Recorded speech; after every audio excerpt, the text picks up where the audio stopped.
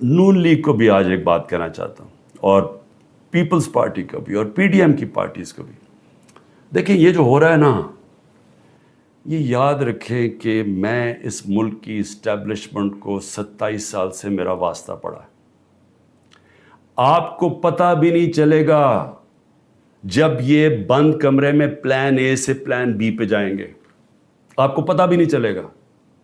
تو جو آج آپ چپ کر کے یہ دیکھ رہے ہیں, یہ ظلم جو ہو رہا ہے, یہ آپ یہ سمجھ جائیں کہ یہ جب چینج ہوگا, کیونکہ چینج ہونا ہے, کیونکہ گورنمنٹ تو فیل ہو گئی ہے, اکانومی گر گئی ہے. آج جو ڈالر جس مارکیٹ کے اندر, اوپن مارکیٹ میں 314 روپے کا ڈالر نہیں مل رہا, کیوں نہیں مل رہا؟ کیونکہ کسی کو, سب کو اعتماد ہی اٹھ گیا اکانومی سے. تو اگر یہ حالات ہیں, اور پہلے ہمارے پر سے یہ سب شور مچا رہے تھے 24%, ہماری 12% انفلیشن تھی. مہنگائی ہمارے زمانے میں 12.4% تھی. مہنگائی مارچ ہو گئی تھی.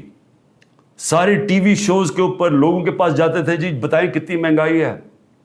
آج کے فگرز مہنگائی کے 38% مہنگائی ہے, 3 گنا سے زیادہ ہے.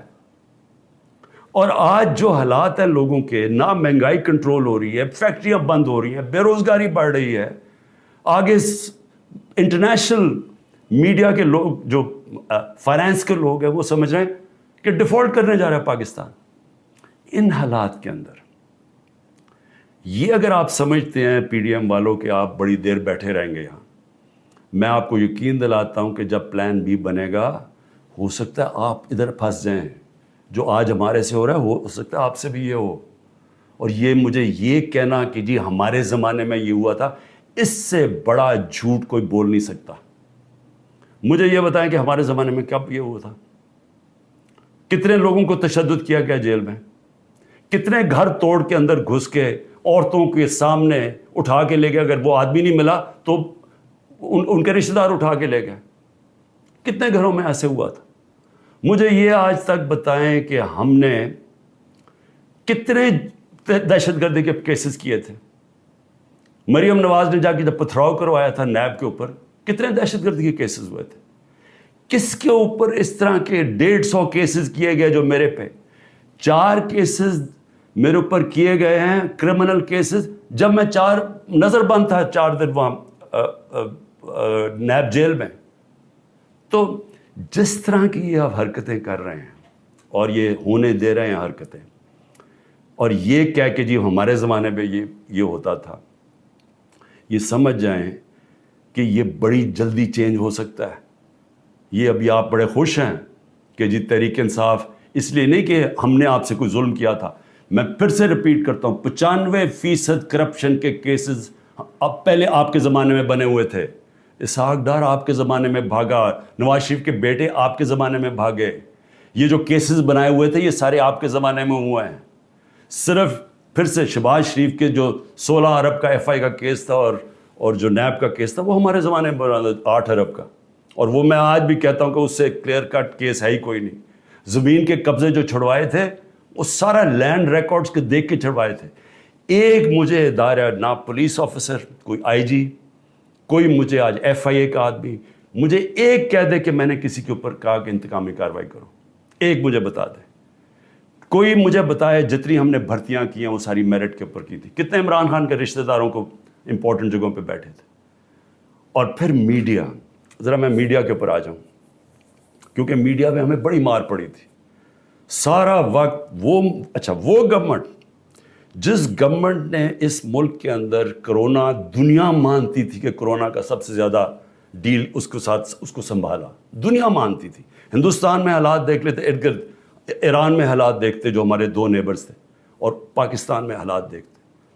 اپنے ملک کو جس طرح ہم نے نکالا ہے اور بڑی رسک لے کے, تو میں آج یہ سوال پوچھتا ہوں کہ ہمارے طرف اخبار اٹھا کے دیکھ لیں جو ہماری مٹی پلیت کی گئی ہے میڈیا میں.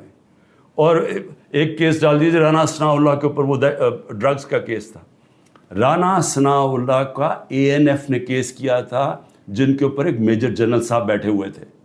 اور ہم نے کیبنٹ میں جب رانا ثناء اللہ کا کیس آیا, کیبنٹ میں پریزنٹیشن مانگی اس سے کہ کہیں غلط کیس تو نہیں کر دیا.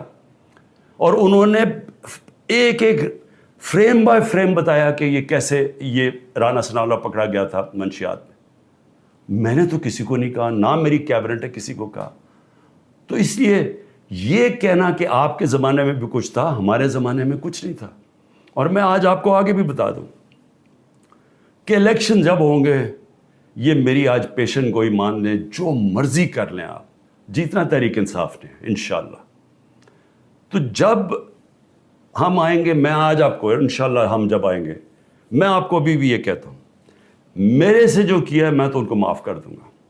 مجھے قتل کرنے کی جنہوں نے کوشش کی میں معاف کر دوں گا، کیونکہ میں